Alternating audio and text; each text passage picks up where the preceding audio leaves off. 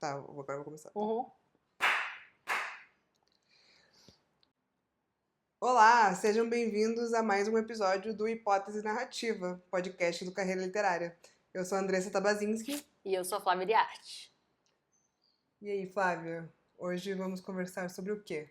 Vamos falar sobre mercado audiovisual e mercado editorial, aproximações, diferenças. Distanciamentos. Isso.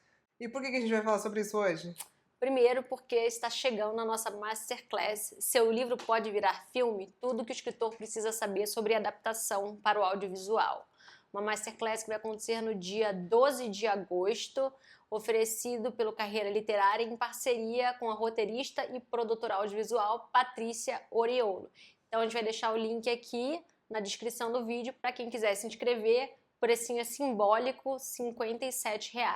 Você vai ter aí acesso a todas as informações que você precisa para entender o que as produtoras audiovisuais estão buscando hoje, como que um escritor pode se preparar para esse universo, que documentos ele precisa apresentar para uma produtora para tentar vender a sua ideia para o cinema, para o streaming e muito mais. Então, não perca, se você tem interesse por esse universo, vem com a gente. Bora lá?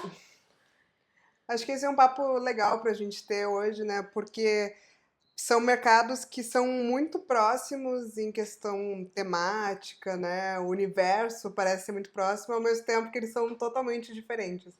Funcionam em escalas diferentes, proporção Perfeito. diferente, né? A quantidade de profissionais envolvidos é De diferente. grana envolvida. De grana. Então, acho que esse é o primeiro ponto, assim, né? Eu tava lendo dados um pouco antes da gente entrar aqui, e o mercado audiovisual, ele mobiliza cerca de 70 bilhões de reais por ano. O audiovisual. Só aqui no Brasil? Só aqui no Brasil, que é um Impressionante. mercado minúsculo se comparado ao norte-americano. E o mercado editorial, cerca de 4 bilhões e meio por ano. Então é um mercado aí praticamente 20 vezes maior. Isso significa o quê? Né? Que é um mercado que inclui muito mais riscos, né? Que precisa muito mais a apostar no certo, tem menos espaço para o risco. O mercado literário, né? A gente sempre fala aqui que as editoras estão sempre apostando no que é mais certo, naquilo que você já sabe que vende mais, em termos de escritores que já têm público consolidado, ideias que já foram testadas, mas se comparado ao audiovisual, é um mercado que tem muita margem para o erro, sabe? Você vê, ontem mesmo a gente recebeu segunda-feira, né? A gente recebeu na mentoria escritor profissional a Stephanie Rock, que é editora da Companhia das Letras, e ela tá falando, a gente já cansou de publicar escritores que não tem nem perfil no Instagram, né? Então é uma editora que, a Companhia das Letras, né? Não sei, talvez hoje menos por ser uma multinacional, mas que sempre apostou em autores brasileiros no começo de carreira, né? Vocês até receberam a Simone Campos, a autora da Companhia, desde que tem 17 anos, né? Desde que publicou o segundo livro dela, né? Um pouquinho depois aí dos 17, que começou sendo publicado para uma editora pequena, no segundo livro já foi para a Companhia das Letras e tá lá até hoje. E vários outros que eu já vi aí, né, começando sem ter público nenhum formado. Então tem editoras, principalmente quando a editora é maior e tem a capacidade de trabalhar com esse risco, né? Para uma editora menor é mais complicado fazer esse tipo de aposta, mas para uma editora grande, às vezes apostar num autor que ainda não é conhecido e colocar ali algum dinheiro é uma coisa infinitamente mais provável do que no audiovisual.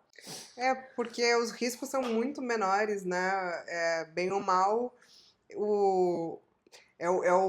a matéria-prima, o texto, né? E a cadeia ali envolve revisor, diagramador, capista. É isso, produzir um livro não é muito caro se comparado com o audiovisual. Então, para você tem que pagar toda a cadeia de produção, né? Se for uma obra estrangeira, pagar tradutor, pagar o autor, pagar um capista, um revisor, um preparador de texto, beleza.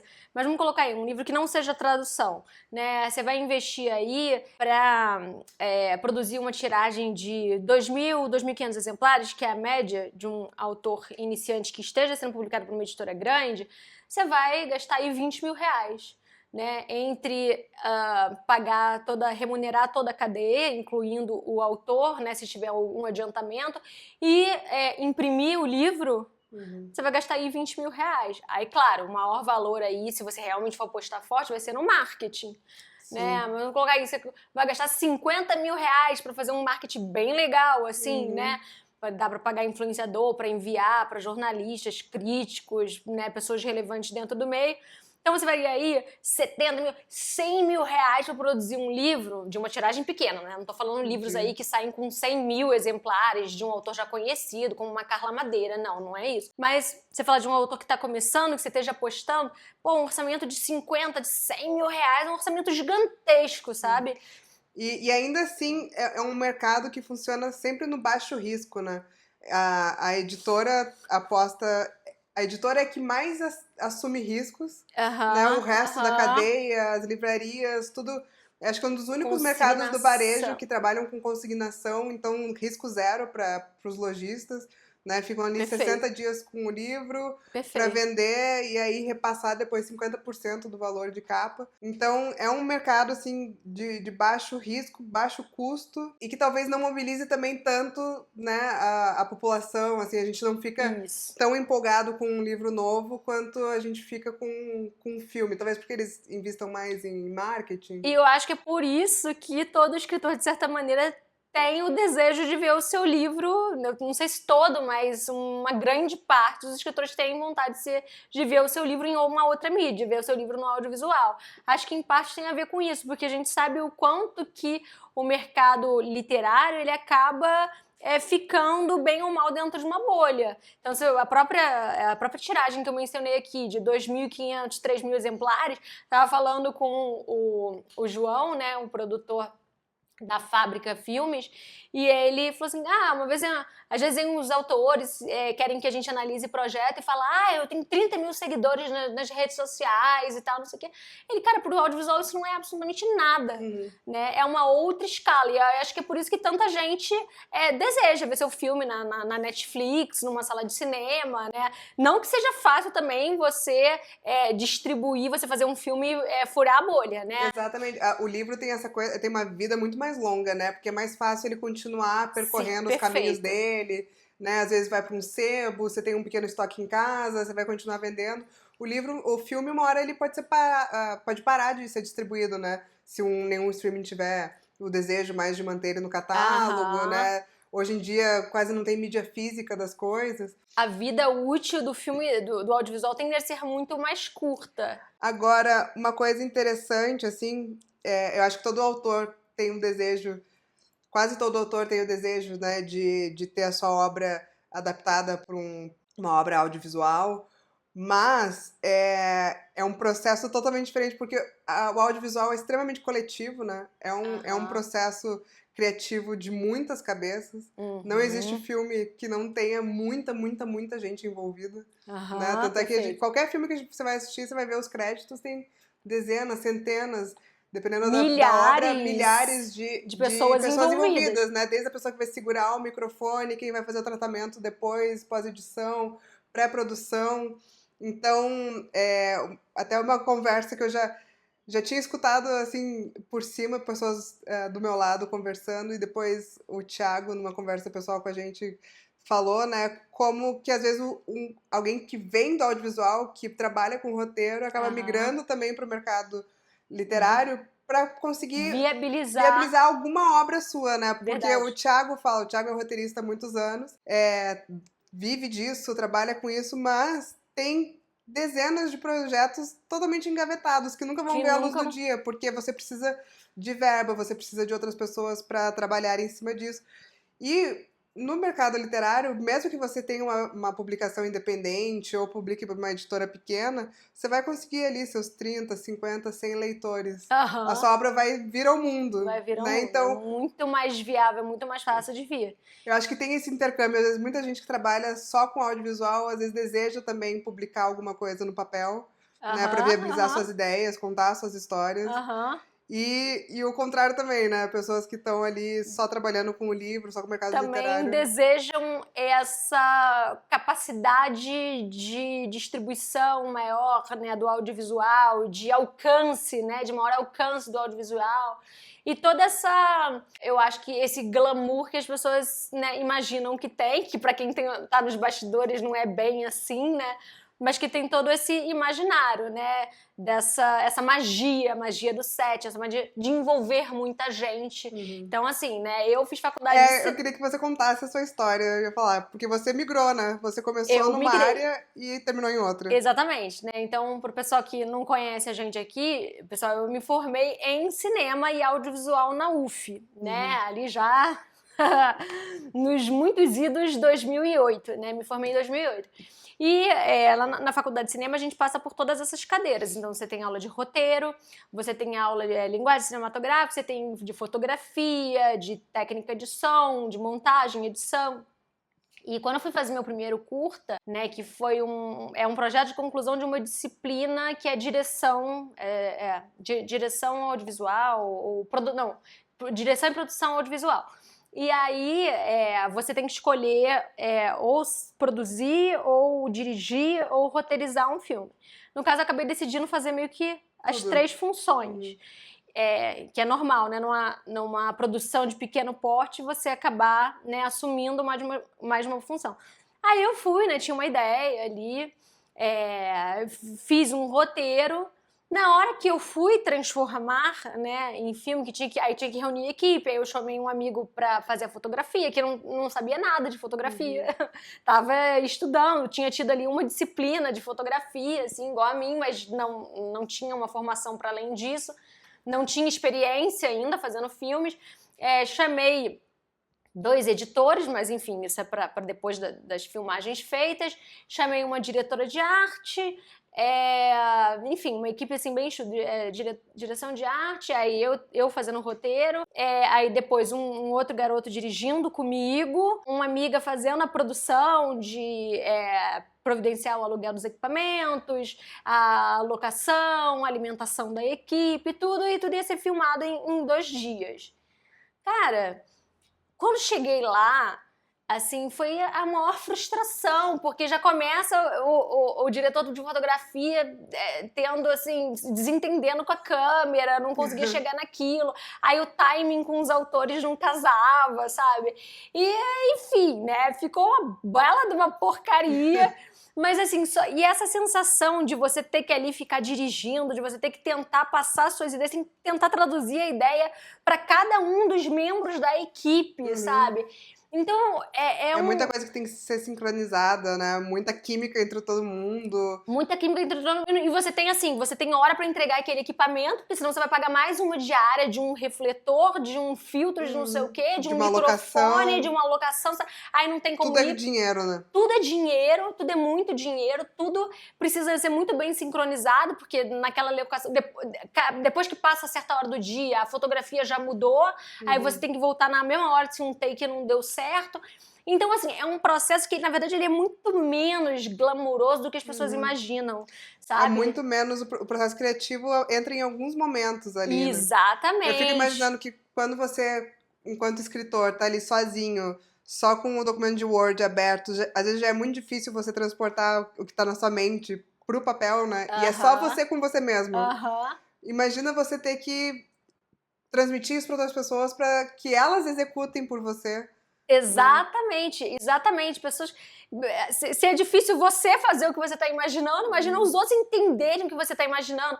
É por isso que esses diretores que têm um trabalho mais autoral, eles acabam sempre trabalhando com o mesmo fotógrafo, com os mesmos autores, né, com o mesmo técnico de som, o editor, porque vai se criando uma linguagem ali comum, né, naquela equipe. É um processo muito coletivo.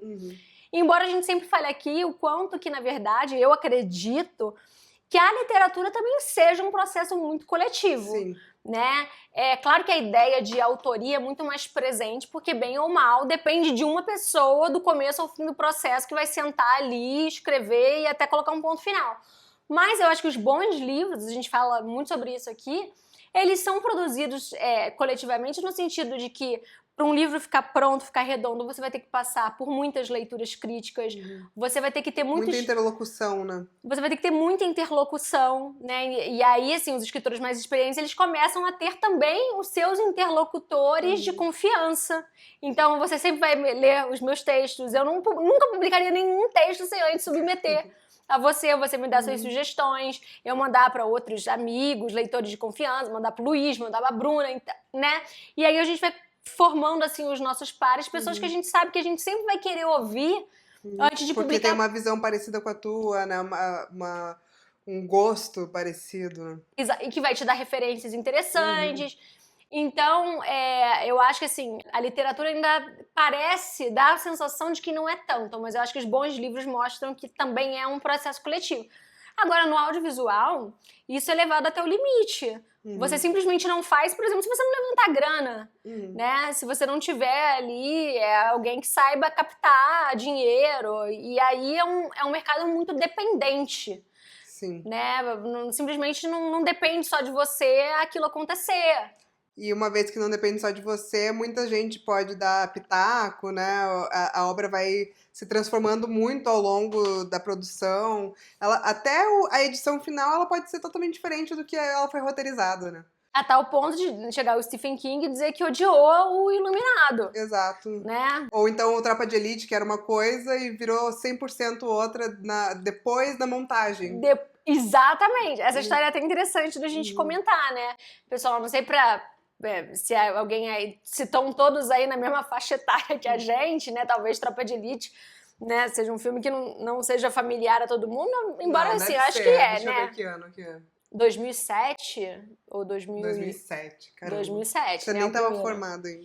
Eu nem estava formada. No meu trabalho de conclusão de curso foi uma análise sobre o processo de produção do Tropa de Elite e uma análise do discurso da cinematografia do Tropa de Elite. E é um caso muito interessante, porque depois que o filme foi lançado, gerou toda uma repercussão da crítica, do público, dizendo que o filme endossaria uma visão fascista do mundo.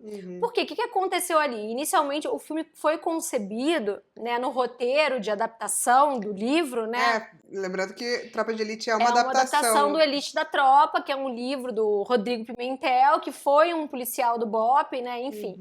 Que dá muita entrevista até hoje. Que dá muita entrevista até hoje sobre segurança pública no Rio e tudo mais.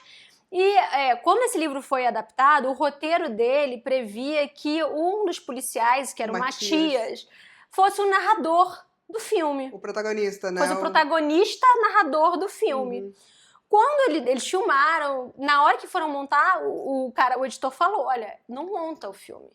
Acho que teve uma sessão teste, né? Porque isso é comum no cinema, você meio que deixa pronto o filme e exibe para algumas pessoas pra ver se tá ok antes de passar a régua, né? Se o filme tá funcionando e tal. E parece que o feedback era de que não tava funcionando. Né? O filme não tava empolgando, não era legal. Não era legal.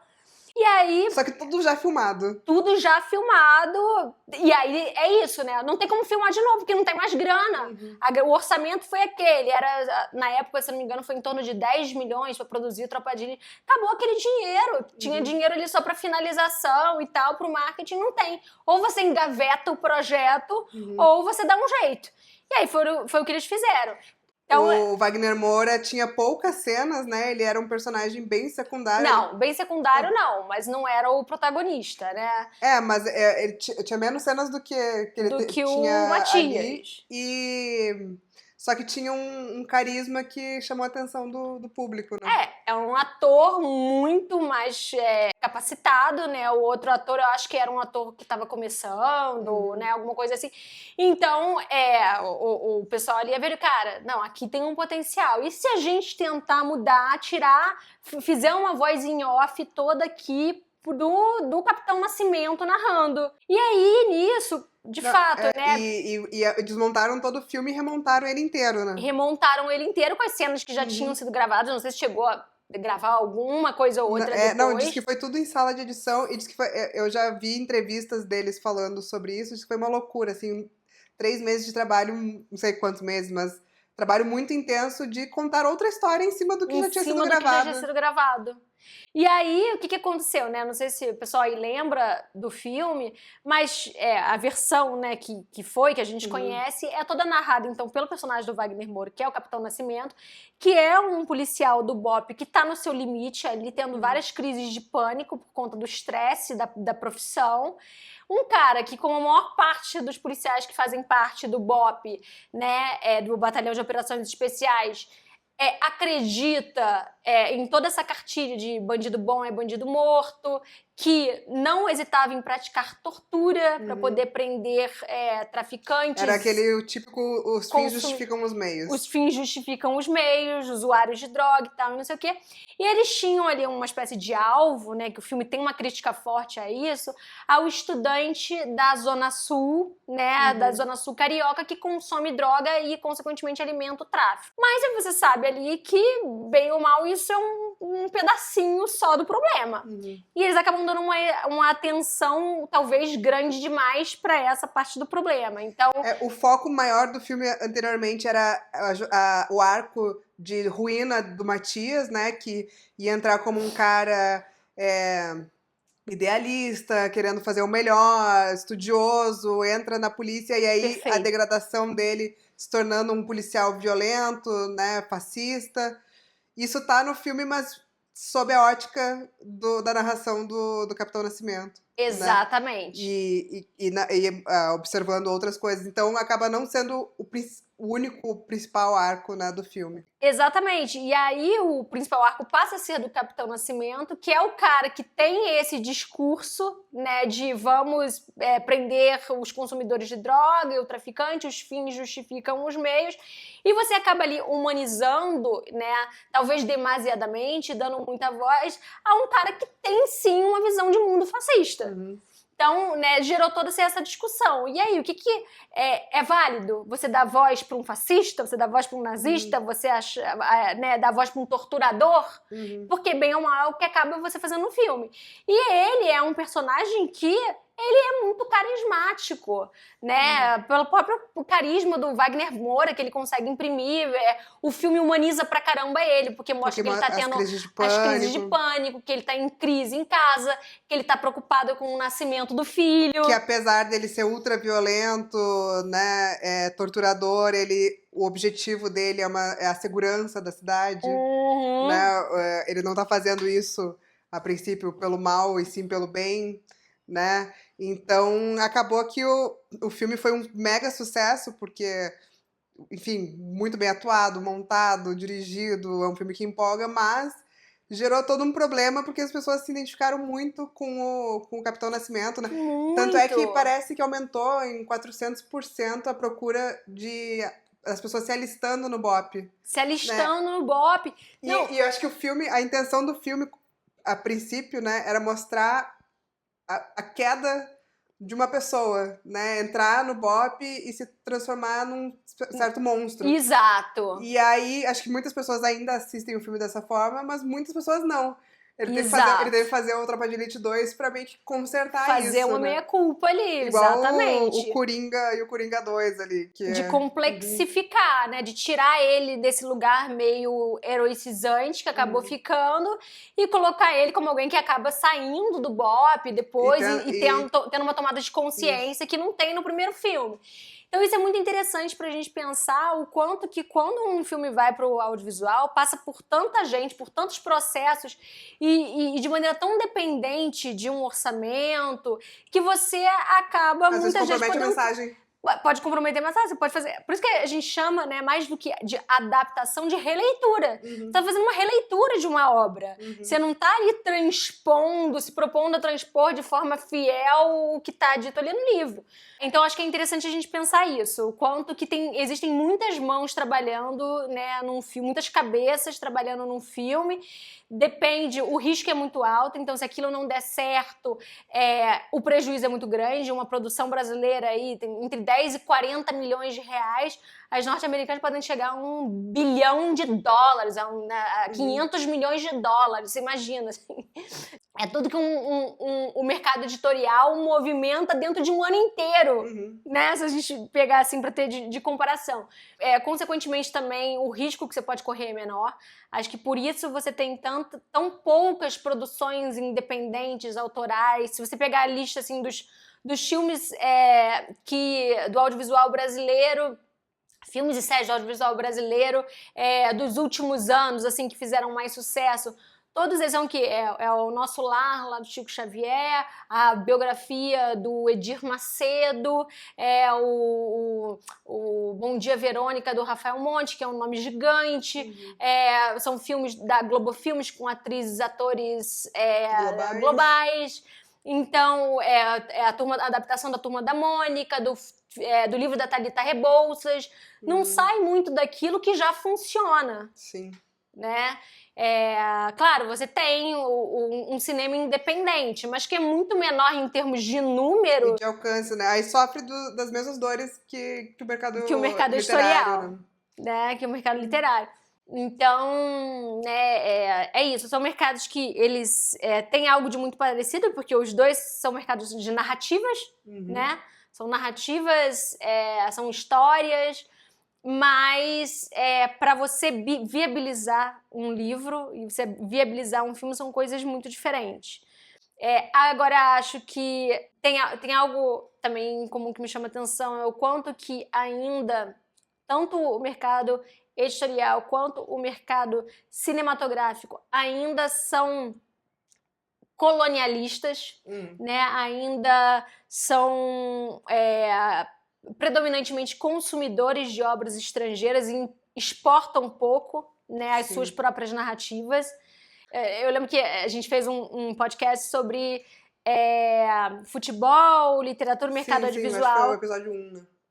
E aí a gente fez um corte, né, daquele podcast, e aí um amigo meu falou assim, mas cara, essa comparação não tem cabimento. Como é que você vai comparar um esporte que é entretenimento com literatura que é arte? Eu falei assim, calma lá, né? Se você pegar o mercado norte-americano, a indústria deles é tão grande quanto uma indústria de esporte.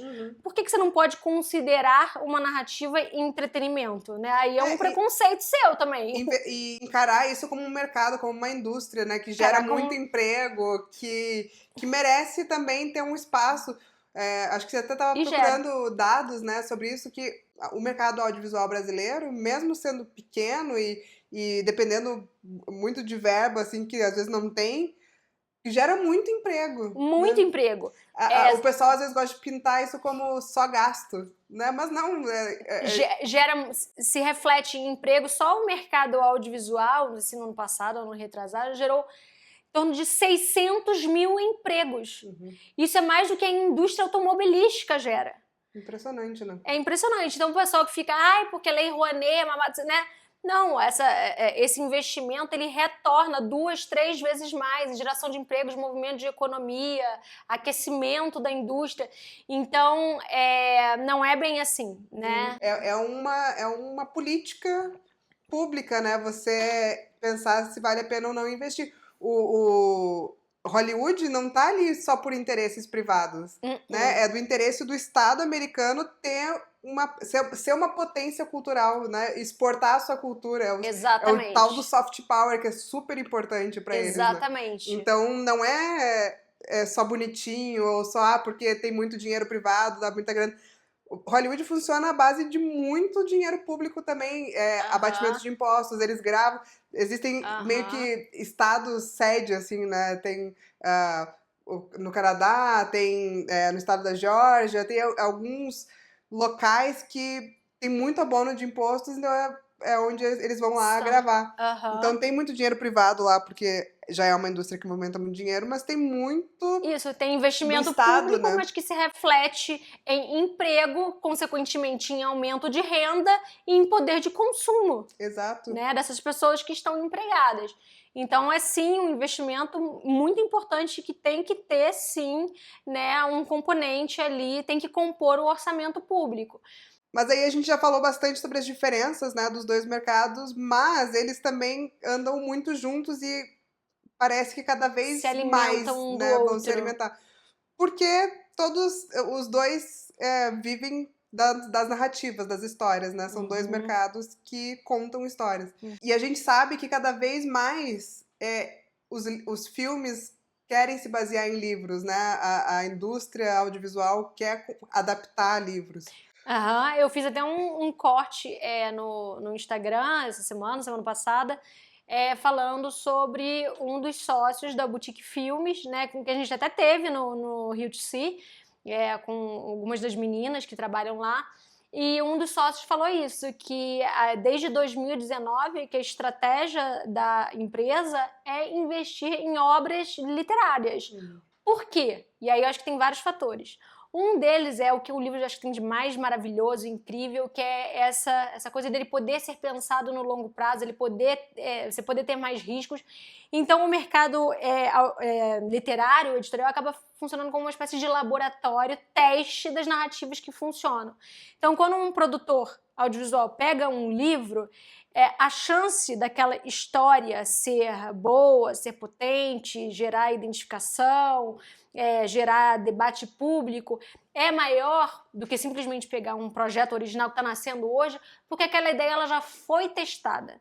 Ela já passou pelas mãos de um escritor que já submeteu a leituras críticas, a oficinas, a edição, que ficou anos ali. Né? E aí é impressionante. Um projeto original para nascendo ali numa sala de roteiro, ela começa a ser testado, aí o personagem não tá funcionando muito bem, aí vem uma outra pessoa, dá um pitaco, muitas vezes, né, pode se aprovar e fazer uma coisa que tá capenga, ou para ela amadurecer você vai demorar tempo para poder gestar aquilo, né? Então acho que essa ideia de gestação é isso mesmo, que aquele embrião precisa amadurecer, ele estar no ponto de nascer.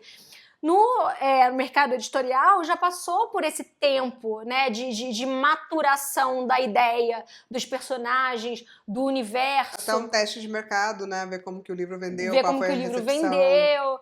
Então, eu acho que tem esses fatores. Por que o audiovisual tem interesse no mercado editorial, no mercado literário? Por isso, né? Porque aquela ideia, muito provavelmente, já passou ali tempo sendo gestada, sendo amadurecida, personagens sendo testados, conflito, universo e tal. Muitas vezes porque esse livro ele já angariou uma comunidade. Então, no caso, por exemplo, da própria Boutique, recentemente eles adquiriram os direitos de 2 livros da Carla Madeira. Que já tem um fandom imenso. Acho que o Vésperas e o Tudo é Rio. Né? Então, que já tem um fandom imenso. Né? A Ana Cecílio da Record trouxe, acho que ali que são cerca de 100 mil exemplares. A Carla Madeira já sai com 100 mil exemplares. Hoje ela é uma autora que o Tudo é Rio acho que já vendeu mais de 1 milhão de cópias. Então, só a tiragem inicial do livro é de 100 mil exemplares para ser distribuída aí no Brasil todo. Então, já tem uma comunidade considerável de interessada, atenta aí o que a Carla Madeira vai produzir. Então, esse é um outro ponto. Então, é isso, assim, né? Esse movimento do mercado editorial para o mercado literário para o mercado audiovisual, ele é cada vez mais comum. Vide Rafael Montes, que é um dos maiores nomes hoje do audiovisual brasileiro, e daí acho que desde do segundo livro dele, que o livro é pensado em paralelo com o audiovisual. A ponto que agora o último livro dele e o próximo já vão ser lançados simultaneamente com adaptação. A Estranha na Cama, né? Acho que A Estranha na Cama, alguma coisa assim, né? Que ele tá vendendo aí como um thriller erótico. Vai ser lançado agora na Bienal de São Paulo em setembro e na mesma época vai ser lançado no streaming. Isso. Né? O outro livro dele, que foi aquele que deu o filme com a Grazi Massafera e Uma Família Feliz. Uma Família Feliz, ele foi lançado antes no cinema, né, no streaming, eu acho. Mas foi bem juntinho, assim, né? E um pouco depois veio o livro. E todos os outros também já foram vendidos, né, para o audiovisual, ou talvez a própria produtora dele, né? Acho que esse também é um outro sintoma do que a gente está falando. O próprio Rafael Montes criou uma produtora, que é a Casa Montes, que agora quer funcionar como uma espécie de laboratório de ideia, de gestação de projetos. Um outro exemplo que é o mais marcante disso, né, dessa fase que a gente vive, é a da Reese Witherspoon, que hoje é uma das mulheres mais poderosas da indústria audiovisual, porque ela é produtora, né, de séries e filmes E ela também tem um dos maiores clubes de leitura do mundo, que é onde ela vai testar esses livros, né? Ela vai ver essas histórias e vai encontrar as próximas séries que ela vai adaptar. Perfeito. Então ela é o grande case de sucesso, e acho que todo mundo se inspira nela, né? Nessa indústria hoje, né? E aí foi isso, parece que ela estabeleceu ali um recorte, que seriam sempre narrativas com protagonistas femininas fortes, e ela faz essa curadoria, essa prospecção no mercado editorial. Então pega não necessariamente livros que já estouraram e fizeram sucesso.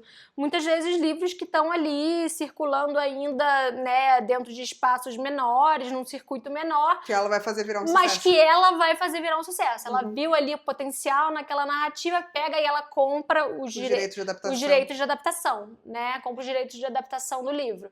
E aí, às vezes, esse livro vai demorar um pouco mais a ser adaptado, porque é aquilo que a gente falou, né? É uma indústria que tem outro timing, porque você precisa captar recurso, precisa, aqui no Brasil, né? Então você precisa aprovar ele na Lei Rouanet. Então tem um tempo, 2 meses, 4 meses, para aprovar o projeto, depois você tem que começar a levantar os recursos para o projeto. Muitas vezes esses recursos são levantados em parte. Então, tem uma bolsa, ganha uma bolsa para produzir o roteiro. Aí depois você vai e leva aquele roteiro pronto para uma produtora. Aí a produtora vai, junto com você, levantar mais uma grana para poder produzir efetivamente, filmar. Do processo do meu, né, pelo menos. Foi adquirido os direitos por uma produtora, a Teleimage, que eles têm aí 18 meses para encontrar recursos para fazer, mas a partir do momento que entrar um player maior, né, um serviço de streaming, aí são 10 anos para poder acontecer o projeto. Antes de caducar e voltar os direitos. Pode acontecer antes, pode acontecer em 10 anos, então... Isso. É assim. É assim que funciona. O mercado editorial já é bem lento. Acho que muitos autores que chegam para publicar o primeiro livro não estão prontos para o tempo que as coisas demoram. Né? A gente trabalha com muitos autores iniciantes e é sempre a mesma frustração com o tempo das coisas. O livro não vai ser publicado na data que você quer. Né? A demora para o aceite, demora a edição. Inclusive, o autor que não desenvolve essas virtudes, né, da resiliência e da paciência, resiliência para tomar muito não, para se frustrar, porque não vai sair pela primeira editora que você manda, nem pela segunda, nem pela terceira, né, muito menos vender os audiovisuais, não vai ser a primeira produtora que você bater na porta. Então, quem não desenvolve essa resiliência acaba desistindo. Exato, né? E no audiovisual é muito pior. Né? Tem muito mais frustração. Muito mais seu projeto não vai ser realizado do que vai, né? Até nomes grandes, você vê, por exemplo, o Dias Perfeitos do Rafael Monte foi lançado, acho que ano passado, né? E o livro já tem 10 anos. Mesmo você sendo gigante, mesmo sendo um cara que é best-seller, né? E demorou 10 anos para ser produzido, até ser vendido, ser aprovado. Então, assim, né? A gente ainda tá numa indústria que... Olha o quanto que ela movimenta de dinheiro, né? 70 bilhões por ano é muita grana, né? Uma parte significativa do PIB, mas ainda é um mercado pequeno. Perto do que pode ser. Mas aí, outra coisa que eu queria conversar também hoje, e acho que a gente pode encerrar aqui o episódio elaborando isso, é o quanto que o autor pode se deixar influenciar pela linguagem audiovisual na hora de escrever o seu livro, ou se isso tem que ser uma preocupação ou não, o quanto que esse intercâmbio às vezes pode afetar a criação original. Né? Eu acho que assim, necessariamente todos nós produzimos em alguma medida influenciados, porque nós somos atravessados por isso o tempo todo. Inclusive, eu estava lendo uma reportagem recente falando sobre o quanto que isso mudou radicalmente nos últimos 10, 15 anos. Sei lá, 15 anos atrás, o YouTube o Instagram não era uma rede de vídeos, por exemplo. Agora, né, o CEO do Instagram já veio ao público dizer que eles estão transformando o Instagram numa espécie de TikTok, em que a principal mídia veiculada será o vídeo. né, serão os Reels. O YouTube cresceu bizarramente nesses últimos... Cara, você pensa que essas plataformas que hoje regem a nossa vida são extremamente recentes, né? Elas não têm 20 anos. Então, quer dizer, hoje nós necessariamente produzimos influenciados por esse atravessamento. Né? A gente consome vídeo o tempo inteiro. É uma forma de consumir informação, de consumir narrativa, de consumir tudo. Então não tem como não ser influenciado. Né? É por isso que às vezes a gente pega e lê um texto de um autor que soa meio século XIX, aí você vê o quanto que aquele autor usa mais sumário narrativo do que cena para poder... Porque tá lendo muito clássico. Porque tá lendo ali, às vezes, muito clássico, está influenciado por aquilo, mas certamente um leitor usual, um leitor médio vai estranhar aquilo, porque ele já está tão acostumado a consumir, né, narrativas e informação pelo audiovisual que alguma coisa vai soar estranha. Então, assim, nós necessariamente produzimos influenciados. Agora, tem uma questão aí, né, que eu considero central. São linguagens radicalmente diferentes. Então, a gente está falando aqui, quando a gente está falando em literatura, a gente está falando em palavras, em linguagem verbal. Tudo que a gente pensa, né? Essa cena está muito visual, né? O que precisa uma cena para ela estar muito visual? Beleza, porque o autor fez uma descrição muito imagética, né? Ele sabe descrever isso de uma forma imagética, ou ele Focou bastante na ação. Focou bastante na ação, ele consegue... construir a atmosfera bem. Mas tudo isso é feito de quê? De uma palavra sendo colocada depois da outra. São palavras, né? A natureza do literário é radicalmente distinta do audiovisual. Então, enquanto são feitas palavras, linguagem verbal, o outro é feito de som e imagens. Então, inclusive, a gente, essa semana, né, eu falei que a gente recebeu a Stephanie Rock da Companhia das Letras. Ela estava falando que uma das coisas que ela conversa muito com os autores dela, e ela edita ficção literária dentro da Companhia das Letras, é que ela diz que ela segura muito os diálogos, que muitas vezes o autor tem um ímpeto de narrar muito com base em diálogo. Ela não, né? Ela acha que o texto fica mais, e essa é uma posição que a gente pode discutir ou não, mas que o texto fica menos literário se ele tiver muito diálogo. Tanto que os gêneros mais comerciais, né, eles são em grande medida diálogo, diálogo, diálogo. Que é uma característica do roteiro, que é uma ter característica muito do diálogo, roteiro. Né? Tem que ser, basicamente, você tem poucas indicações, o eixo da linguagem do roteiro é a linguagem do texto de roteiro, é a linguagem, a narrativa dramática, por meio de diálogos. O roteiro, ele tem, por essência, né, esse engessamento. Você só pode escrever ali no roteiro o que pode ser filmado. Você não vai entrar na mente do seu personagem, né? Você não vai explorar pensamentos. Você não pode dizer, fulaninha estava triste por causa da morte do pai. Não, isso não entra no roteiro. Você vai dizer, fulaninha estava olhando para um porta-retrato quando uma lágrima escorre em seu rosto. Tá. Aí você foca... Você narrou o que está acontecendo. Você narrou o que está acontecendo. Então, realmente, e eu tendo a concordar com a Stephanie, assim, que eu acho que a gente... Não com essa questão do diálogo, porque acho que é um limitador também. Mas de você não se prender tanto a só as ações, né? A máxima do show don't tell vem muito para a literatura.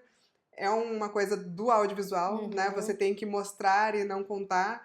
A gente usa bem isso na literatura também, mas não pode levar ao excesso. Acho que em vários momentos você precisa sumarizar também, né? Você pode resumir, você pode contar, você pode explorar outros caminhos. Você pode explorar a interioridade do personagem, Exato. Os fluxos de consciência, monólogos, o discurso indireto livre. Dentro da literatura você tem muito mais liberdade. Eu acho que você tem que explorar isso.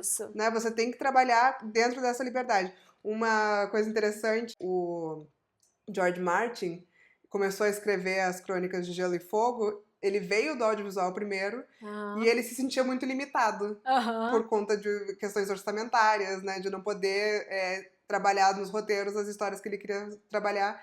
E aí ele foi escrever aqueles calhamaços dele. E o mundo deu uma volta inteira e ele foram adaptados, né, pro Foram adaptados e ele ainda audiovisual. não conseguiu escrever o Com aquele último grande volume, né, da literatura ainda, né? com orçamentos cinematográficos, Com né, para séries de orçamento. TV. Que é aquilo que você falou, né? Que muitas vezes o pessoal do audiovisual acaba querendo ir para a literatura para viabilizar a sua ideia. Isso. Para ela poder ser lida, né? Apreciada, chegar nos leitores e espectadores. Que depende, se você depender, muitas vezes, da produção audiovisual, você vai esperar muito mais tempo. Agora, de repente, você consolidar uma ideia e formar uma comunidade no mercado literário, acaba sendo uma possibilidade de você gerar interesse, né, dos produtores audiovisuais. Então, eu acho que, assim, enquanto escritores de literatura, eu acho que é super importante você ter dentro da sua constelação de referências obras audiovisuais, né, do seu universo temático, para você observar a construção de personagens e tudo. Mas eu acho que a referência principal para a criação tem que ser literária. Concordo Porque eu acho que 100%. você limita muito a sua obra, né? Se a sua, 100%.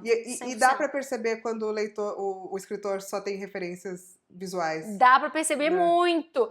E às vezes, como ele tem referências audiovisuais ou referências literárias de obras estrangeiras de nicho mais comercial. Você vê até a forma, a dicção do escritor começa a ser influenciada por isso. Já não foi uma, nem duas, nem três vezes, de pegar escritores, né, que queriam publicar e etc.